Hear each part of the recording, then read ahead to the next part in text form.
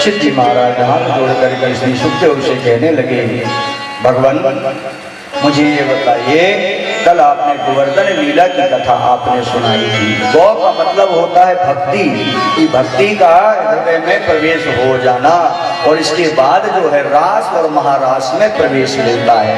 हमारे प्रभु अब रास में प्रवेश करने के लिए जा रहे हैं, क्योंकि ये रास की कथा हर किसी को समझ में नहीं आती है। इसलिए नहीं आती है, उसे समझने के लिए भक्ति का जब तक हृदय में निवास ना हो जाए, जब भक्ति महारानी हृदय में विराजमान हो जाती है, तब ये रास की कथा समझ में आती है, अन्यथा आती नहीं है।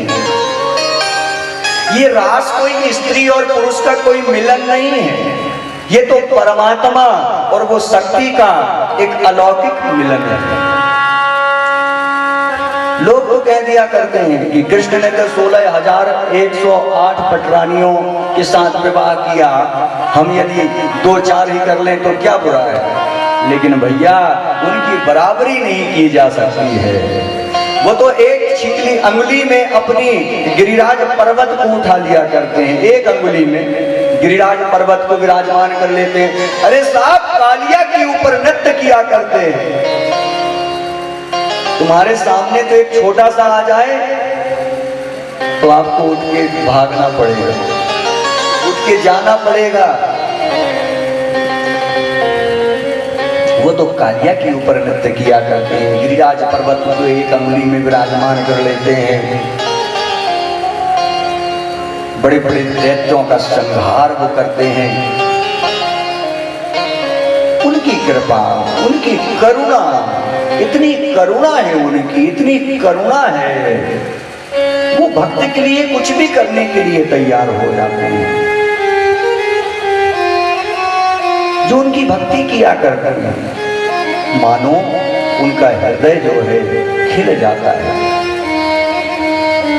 अपने भक्तों को थोड़ा सा भी कष्ट होता है तो मेरे प्रभु को कष्ट होने लगता है, दुखी हो जाते हैं। इसीलिए वो बार बार कहते हैं, रे जीव, रे मानव, तो अपने कल्याण के लिए अपने सत्कर्म में लगा रहा, सत्कर्म कर, अच्छे कर्म कर। यदि गलत कर्म में रहेगा तो तुझे आपत्तियां आएंगी ही। तेरे ऊपर मैं कृपा सदा करता रहूंगा, बस मेरी ओर तू कदम बढ़ा। मेरी ओर तू एक कदम बढ़ाएगा तो भगवान स्वयं कहते हैं, तू मेरी ओर एक कदम बढ़ा, मैं तेरे लिए 10 कदम बढ़ा दूंगा। तू मेरी ओर हाथ तो पकड़, हाथ तो बढ़ा मेरी ओर, एक बार तू मेरी ओर हाथ बढ़ा। जब तेरा हाथ ना पकड़ूं तो फिर मुझे कहना। लेकिन अपना हाथ ही नहीं आगे बढ़ाता, तो मैं पकड़ूं भी तो क्या पकड़ूं। एक बार हाथ बढ़ा, तेरा हाथ ऐसा पकड़ूंगा कि